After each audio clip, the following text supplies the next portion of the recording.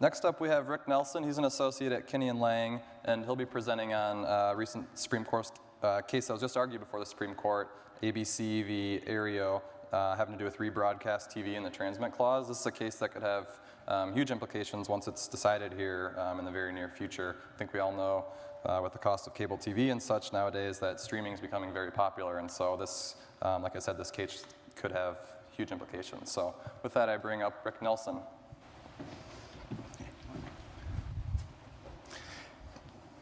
Good morning. My name is Rick Nelson, and as Ryan mentioned, I'll be talking about American Broadcasting Company's ABC versus Aereo, which is a case that's made its way to the Supreme Court and involves alleged copyright infringement for the retransmission or rebroadcast of network TV stations over the internet to Aereo's paid subscribers.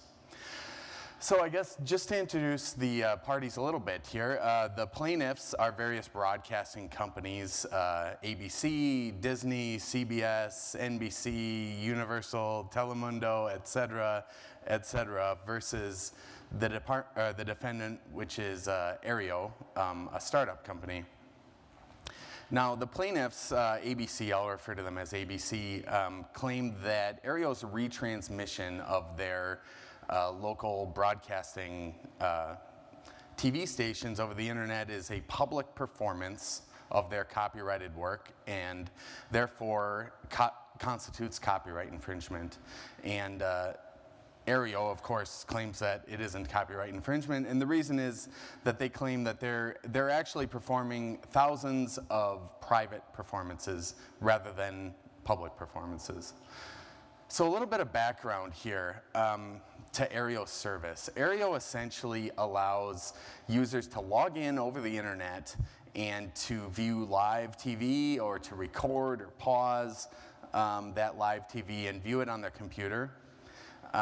It essentially aggregates the technologies of an antenna, a digital video recorder, DVR, and Slingbox technology. And so if you're not familiar, Slingbox technology essentially just lets you view the content on any of your connected mobile devices. So on your smartphone or your tablet or even your TV if that's connected to your computer. So the antenna and DVR technology is located at the Aereo facility, and they have kind of an interesting configuration for how they receive the signals and rebroadcast it out. So rather than receive the signals via one big antenna or even just several big antennas like a cable company might, Aereo receives the signals using thousands of dime-sized antennas arranged on these grids or boards, essentially, in what they call antenna farms at their facility. And so each of these antennas, these little dime-sized antennas, is assigned to an individual paid subscriber when they log in. So they're not necessarily assigned to a subscriber permanently, but when the subscriber logs in to their system, they're assigned one of these antennas. They also assign the user a small portion of disk space on their servers to act like their own little private DVR. So essentially what the user is given is their own little private antenna and DVR that's located at the Aereo facility. And then that copy, individual copy, is transmitted out to a private user. Well, so what's happened in the courts here? I guess in a nutshell, this ended up in the U.S. District Court for the Southern District of New York. They found for Aereo, in short, that they were actually private performances and they denied the injunction. We'll talk about this more in a little bit, but just as an overview. And then up to the Second Circuit, they affirmed and said it was private performances and hence no injunction. And the U.S. Supreme Court held oral arguments just this past April. So before we really get into it, I thought I'd give a little bit of a primer on copyright law just for people who may not be familiar, or maybe a refresher for those of us who are. It is an abbreviated primer, but it may help a bit. Essentially, a copyright is an intellectual property right that is granted to authors for their original works and creative works, essentially. Essentially extends to plays and movies and audiovisual works, and even extends to software and certain architectural works. Like the patent system, it has its origins in the Constitution and was codified in Title 17 of the U.S. Code. Now, so Title 17 under the Copyright Act grants the copyright owner a bundle of exclusive rights. So like the patent system, it doesn't grant affirmative rights, it grants the rights to exclude others from certain uses of your original work. The one at issue here, I've listed a number of them, the one at issue here in this case is to perform the works publicly. In general, the copyright owner alone is allowed to perform the work publicly, although anyone can perform the work privately. Well, so I think a fair question is, why do the broadcasting companies even care about Aereo? I mean, they're broadcasting their content over the airwaves for free, and anyone within range can pick it up with an antenna and view it on their TV. So why do they even care that Aereo is rebroadcasting? So I thought it might help to walk through a couple of revenue models for the broadcasting companies. And here's one that I'm sure we're all familiar with, is the broadcasting companies broadcast their content out over the airwaves. It can be picked up by anyone with a TV, and they receive money in the form or revenue for advertising that's included in the content, right? That's kind of the basic configuration. But now here's another one where we enter the cable companies. So the cable company can also collect this or collect this transmitted signal from the broadcasting companies, and they rebroadcast that signal out to their paid subscribers via their cable lines. And to do this, the cable companies pay a rebroadcast license back to the broadcasting companies. So that's another form of revenue that's becoming very important to the cable companies as advertising revenue is harder and harder to get and more competitive. Well, so again, a fair question is why do the cable companies have to pay that rebroadcast license when anyone can pick up this content over the airwaves for free? I mean, why should the cable companies have to pay to do that and rebroadcast it? Well, the answer is that their rebroadcast is considered a public performance. And if you'll remember, that's the exclusive right at issue, and the copyright holder alone is allowed to publicly perform the work. So when they rebroadcast, that's a public performance and hence infringement of the copyright. Well, so again, another fair question is why is that a public performance? And I guess the short answer is because Congress specifically said that it is. 17 U.S.C. Section 101 enumerates a bunch of definitions, one of which is to what it means to perform or display a work publicly. Now, this definition has two prongs. The first prong has kind of been there from the beginning and is really what you might think of as a public performance. You get up in public, you perform a copyrighted work in front of strangers, not just for yourself or for your family and friends. Now, the second prong to this, though, it was added during the copyright reform in 1976. And Congress added this second prong to the definition, and it's often called the transmit clause. And it was intended to specifically get at what cable companies are doing to rebroadcast this captured television content. And forgive me if I read this, but there's a few phrases and words that are at issue in the Supreme Court's case, and I want to get it just right. So under the transmit clause, to perform or display a work publicly means to transmit or otherwise communicate a performance or display of the work to a place specified by Clause 1, which you'll remember is essentially a public place, or to the public by means of any device or process, whether the members of the public capable of receiving the performance or display receive it in the same place or in separate places and at the same time or at different times. Well, so that's a mouthful, but essentially what's happening is when the cable company retransmits that content to a public place, That's a public performance under that the first part. When it retransmits the content to the public via its cable lines to its paid subscribers, that's also a public performance because it doesn't matter whether the public receives it at the same time, in the same place, at different times or different places. It essentially specifically gets at what the cable companies are doing. Well, so what's a cable company to do, right? They publicly perform the work, that's copyright infringement, but we all know what happens. Well, so Congress, during that copyright reform, I think rightly recognized that it would be impractical at best for the cable company to have to go out and individually negotiate licenses with individual copyright holders, which can be quite numerous. So what they did is in 17 U.S.C. Section 111 is they set up a schedule of statutory and compulsory licenses that the cable companies can pay that are paid back to the copyright holders by way of the Department of Treasury and the Register of Copyrights. I'm not going to go into the gory detail of those, and they are detailed. If you'd like to take a look, the citations are there. So. All right, so back to the Aereo retransmit configuration. Here, again, we've got the broadcasting companies broadcasting their content and Aereo picking it up in their antenna farms with their thousands of antennas and their individual DVRs, digital video recorders, that create individual copies for their paid subscribers. Now, I think the issue here really is that Aereo is not paying this retransmit license back to the broadcasting company. And why aren't they doing that? Well, they claim that Aereo argues that they're never publicly performing, they're performing thousands of private performances, and therefore they're not infringing and they don't need to pay this rebroadcast license.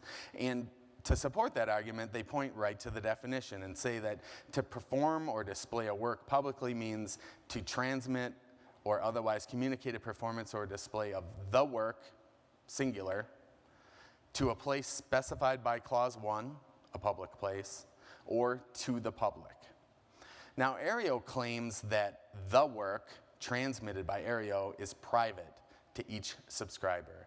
They are never, again, remember, they're making individual copies, they're picking it up on an individual antenna, and what they're transmitting is never transmitted to the public. It's transmitted to a single subscriber. In general, they argue that they're essentially providing an equipment rental service. It's the same as a user just renting a DVR and an antenna from them, and that the difference is, well, it's really no different than you having that at your house. The only difference is the length of cable between your DVR and your television set. At home, you've got a 2 or 3 foot cable between those two. In Aereo's version, you may have a 10 or 100 mile cable, but really it's the same kind of configuration. They're just allowing you to do what you are able to do lawfully in your own home. Well, so ABC argues that the cumulative effect of this is that of a public performance, and that what Aereo is doing is exploiting their business model, a business model that's been generated over many years and has had billions of dollars invested in it for a broadcasting company to broadcast its content, for the cable companies to retransmit it, and to pay this retransmit fee back. And what they argue is that the public performance emanates from their original broadcast signal. This is kind of an interesting argument in that what they argue is the performance starts when ABC broadcasts the content over the airwaves, and that each rebroadcast down the line to the end user is just a link in the chain of the public performance, right? So when Aereo, or the cable companies for that matter, rebroadcast to their individual users, it's just a link in the chain of this public performance, and therefore it is a public performance. Sure. In the very old days, there was something called community antenna television, where communities living on the fringe of a reception area would build a very large, tall antenna to pick up a signal. Okay. Can you tell me whether, or do you know, whether and then the people in the community would be connected by cable to that antenna? You know, Do you know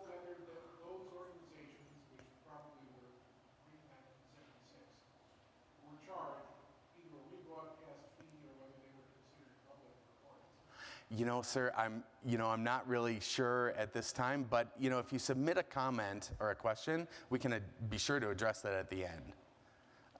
If Okay, sure. Well, thank you for your question, but getting on, what Aereo is, or what ABC is claiming is that there's essentially no technological use for these thousands of miniature antennas other than to skirt the copyright laws. And therefore, they're arguing there's infringement. Well, so again, this ended up in the Southern District, the District Court for the Southern District of New York. The district court found for Aereo and said no injunction. To do that, they relied primarily on a Second Circuit holding, Second Circuit case, the Cablevision case, which had to do with some similar facts for remote storage DVRs that allowed users to play back subscriber-unique copies of the content that they recorded that was located on this remote DVR.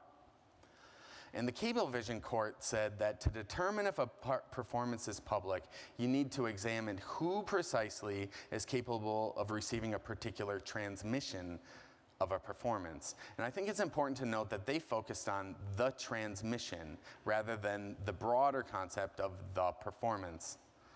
And so in that case, the Cablevision case, they found that because all of these individual copies of the content in the DVR were capable of being received by one particular paid subscriber, similar to that of the Aereo case, that was a private transmission and not a public performance. Well, so the district court found that case, the Cablevision case, applicable and controlling, and that the potential audience of each Aereo transmission is only a single subscriber and therefore not a public transmission. Now up to the Second Circuit, they affirmed no preliminary injunction, and they relied primarily on their previous holding.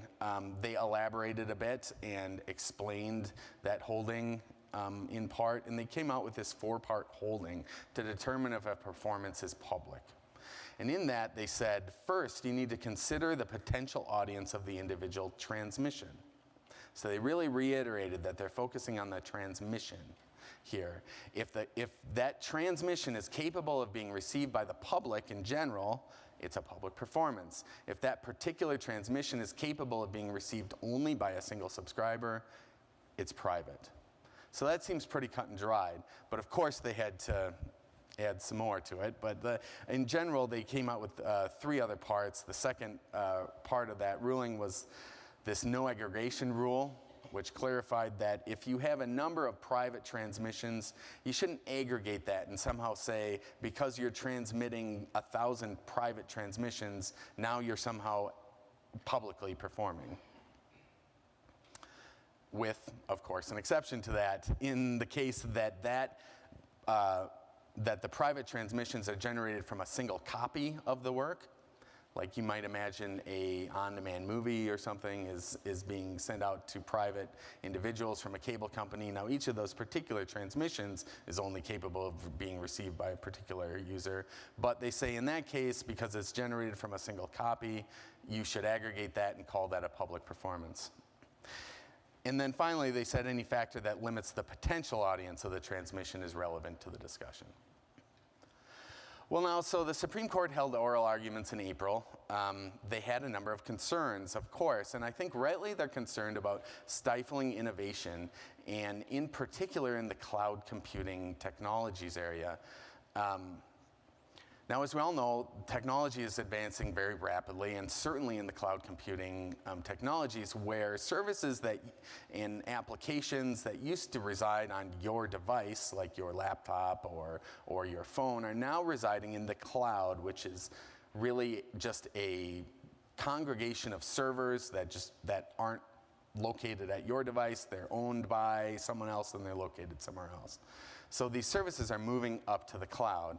And the Supreme Court was quite concerned that, knowing that to scoop up Aereo, they're going to have to reinterpret either the term to transmit or the phrase to the public, right? And so they seem very concerned about scooping up unintended parties into liability. For example, Dropbox was one that I think Justice Sotomayor really kept talking about in the oral arguments, in that if, for example, a user of Dropbox, which is really just a storage application where a user can store content up in the server and later retrieve it.